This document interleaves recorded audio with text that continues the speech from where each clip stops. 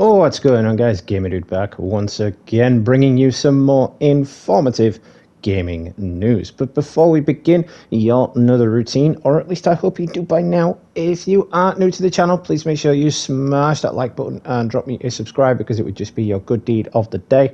Same applies if you are a returning viewer. Now then, right into the video. So, if you're a PlayStation fan, I hope you're not expecting any major PS5 exclusives over the next 12 months. However, that's not to say there won't be individual games, but yeah, particular exclusives like sequels, so Ghost of Tsushima 2, Death Stranding 2, etc., etc. Don't expect them anytime soon. But yeah, anyway, in this video, we're going to be breaking down everything I've found regarding this weird statement from Sony that they've literally come out and said, yeah, we're not doing anything until at least March next year, and what it means for PlayStation as a whole, what we can expect, and what is actually, happening in terms of gaming on PlayStation this year. Now, there are still some exclusive games, but there are very few that PlayStation gamers may actually care about. Now, Sony has officially confirmed, as I mentioned, that there will be a lack of first-party PlayStation 5 exclusive games from its major franchises for the next year. Now, while games such as Marvel's Wolverine and the next Uncharted game may be in the works, the next 12 months going to be quite empty and lacking, unfortunately. Alongside news that the PS5 is now in its last few years of life, yes, that's right, Sony have come forward and said that the PS5 is in its latter stages of life, which is somewhat unfair because the PS5 released during the pandemic, and since then, well, I hate to say this, but the PS5 has become a generation known as Remaster Station. And that's not just something I made up, that's going around all over the place. A lot of people are calling this PlayStation generation Remaster Station, because that's all devs seem to be doing. They're not making anything new, they're just giving us old games with a new paint job. And that's not what people want, especially if it's the third time around. Now, me personally, I've said this before, if a game gets remastered from PS3 to PS4, obviously I'll get it. If it gets remastered from PS1, PS2 to PS4 or PS5, then yes, I'll get it. But if it was on PS2, PS3, PS4, or PS3 and PS4, then I'm not going to get it, because I don't see the point paying for it for a third time when there's nothing new. It's just got a new paint job. I've played it. It was brilliant the first time around. Although it is tempting for the graphical upgrades, that is it. It's not worth paying full AAA price for a game that you've already bought twice before. All I'm saying. Last of Us, for example, they did it on the PS3. Fantastic, brilliant. Last of Us Remastered wasn't really remastered. It was technically just a port over. And then you've got The Last of Us Part 1, which is actually obviously fully remastered for the PS5. But still, it's identical to the previous two, just the graphical upgrades, so I'm not going to bother with that. Sony has explained that its major franchises will not see any new exclusives for at least a year, which is once again disappointing.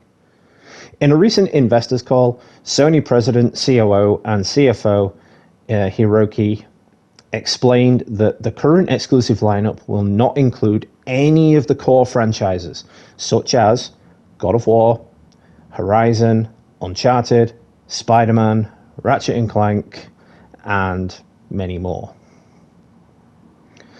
They went on to say, and this is a direct quote, "Regarding first-party software, we aim to continue to focus on producing high-quality productions and producing live service games."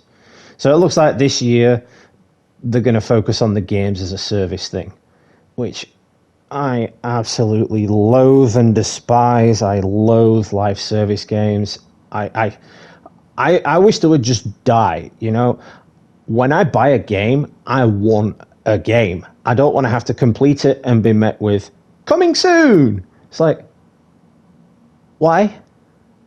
I want to buy a game as it is, finished, done, maybe 15 to 20 hours worth of story, sound.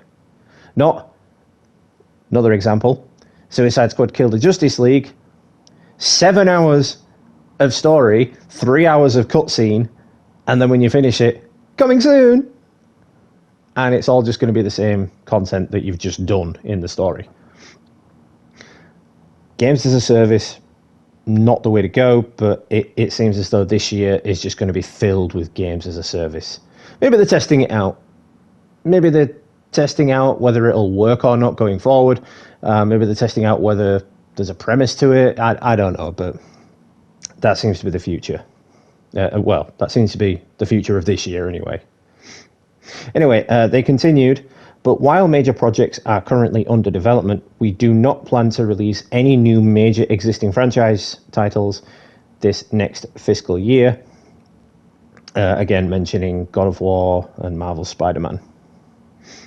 However, the PlayStation 5 will not be without exclusives for this year. Later this month, the console will be the only platform gamers will be able to experience Final Fantasy VII Rebirth. If you're a Final Fantasy fan, that's excellent, obviously. Not to mention, there's a bunch of updates for games coming out this year. Marvel Spider-Man 2, for example, that's getting the New Game Plus, and no doubt we'll get information on whether it's getting DLCs or not after that. Furthermore, the sexually charged hack and slash Stellar Blade releases exclusively on PS5 this year, which is bound to excite some people if you're also into that sort of thing, even if it does look like a game from 2005. But yeah, as I mentioned earlier, you know, the PS5, this generation of console, is becoming known as Remaster Station. And now, after years of remasters, sequels and remakes, it seems that Sony is finally experimenting with this new IP, such as the intriguing Rise of Ronin game, which is very, very similar, and it has a very artistic vibe to it that Ghost of Tsushima had. And I quite like that, you know, I quite like that it kind of looks like a Ghost of Tsushima sequel, you know, and that's what Ghost of Tsushima is really, to be fair, you know. Jin Sakai, he becomes a Ronin. So that's what I thought it was at first. You know, when this game was announced, Ronin, I thought, oh, is this a sequel? You know, Ronin? But no, it's nothing to do with Ghost of Tsushima. But still, I'm saying it's an interesting premise, and I may actually be picking that one up. Anyway, after that game does release in April, the PS5's exclusive release calendar is empty. There's nothing there after that. Literally. In terms of exclusive, sequels, first-party IPs, new IPs, nothing. I mean, I've no doubt there'll be a couple of indie games and maybe some DLCs, as I mentioned, like New Game Plus for extra games, but it seems this year they're focusing on the whole remakes and remasters and the games as a service element. So yeah, that does really suck. But regardless, Sony's exclusive lineup has been rather strong for the last few years, and there's still a lot of exclusives that fans can catch up on. Maybe give Little Big Planet another go or something. But at the time of making this video, multiple exclusives are definitely in development outside of the 2024 release cycle. Insomniac's unfortunately now leaked Wolverine game is currently pegged for 2025, even though people thought it was going to release this year. Sony saying this, it now puts a bit of a step back onto that, so we've got to wait till next year for Wolverine, unfortunately. But as we know, there's also a Spider-Man 3 game planned. That was just ultimately foreshadowed anyway. That was just coming regardless. Furthermore, there's a God of War Ragnarok sequel in the works at Sony Santa Monica. which will supposedly finish up Kratos' Revive trilogy. There's also supposed to be a quote-unquote half game in development featuring Atreus on his journey looking for the giants. So we could probably expect that sometime next year, and then a new God of War game a few years after, or possibly a year after, who knows. But the thing about all of this is it's kind of expected, because the PS5 did get off to a rocky start. It was very hard to get hold of. It released during the pandemic, so devs were kind of limited in what they could do because they couldn't work on games with a full team. They only had so much to do. Then the pandemic was over, but the PS5 was still difficult to get hold of, even though devs now had full teams to produce these exclusive games. Nobody was buying them because nobody could get a PS5. So it kind of made the games not sell how they expected. The games didn't perform how they expected. So we never saw anything come of any of those games. Like, I don't know, I can't give an example because I didn't have a PS5 when it first released. It took me a while to get one. I don't know what the first game was that came out for it. If you know, let me know in the comments down below. But yeah, after March this year, as I've mentioned before, it seems like there's going to be no exclusive games. A couple of DLCs here and there, potentially, but there's going to be no first-party exclusive games or sequels or anything until March next year. So that is a whole year of nothing. And it really is a shame. I think it's actually the first time in about a decade that PlayStation haven't, or won't be, should I say, releasing anything for a whole year. And it's a real shame. And, not to mention now Xbox, Microsoft, they're struggling a little bit. And they're now saying, well, we might have to sell off some of our first-party exclusives to PlayStation.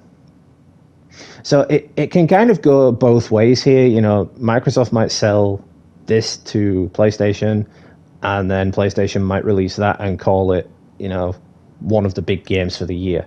I don't know. That's just me spitballing there. That's just me speculating. But once again, let me know down in the comments what you think of that. But for right now, the future does seem a little bit bleak on it. There's not really much you can say about it. It's disappointing. As a PlayStation gamer, I'm a bit biased because I am an avid PlayStation gamer. The only exceptions, would be when I had a Mega Drive, or when I had a Game Boy, or when I played the Nintendo Wii that one time. But yeah, my primary console, for as long as I can remember, has been the PlayStation. I grew up with it. I grew up around it. I grew up playing the games. So it is my primary console, so I am a bit biased. But my point is, it's disappointing to a diehard PlayStation fan like myself to see this happen, because it kind of gives me the impression that, is PlayStation long for this world? Is console gaming much longer for this world? Is console gaming going to die off? I mean, physical games are already dying off in favor of digital. But is the console itself going to die off after the next generation? And once again, as an avid console player, an avid PlayStation fan, I really don't want that to happen. But for all you PC gamers out there that may be watching, it would mean the console war would be over forever. And then, yeah, of course, you guys claiming the PC would be the master race. But yeah, I don't want to turn this into a console war. That's just my opinion. That's just what I'm saying. But anyway, yeah, that's about all I could dig up on it. So I hope you all enjoyed the video. Stay tuned for more content from yours truly. We've got some more Star Trek Resurgence. We've got Spider-Man 2's New Game Plus when that launches. I've still got to do Star Wars Jedi Survivor, God of War, Ragnarok New Game Plus, maybe a bit more Valhalla as well. And of course, there'll be some more informative gaming videos from yours truly. So yeah, stay tuned. It's going to be a busy few weeks. Although I'm not sure what I'm going to do over the next year because there's going to be nothing to do over the next year. I'm sure I'll think of something. But anyway, yeah, thank you all for stopping by. I really do appreciate it. Hope you all enjoyed the video. Once again, if you aren't new to the channel, please make sure you smash that like button and drop me a subscribe because it would just be your good deed of the day. Same applies if you are a returning viewer. So that being said then, this has been Gamer Dude. Happy gaming. And I will catch you all in the next one, guys.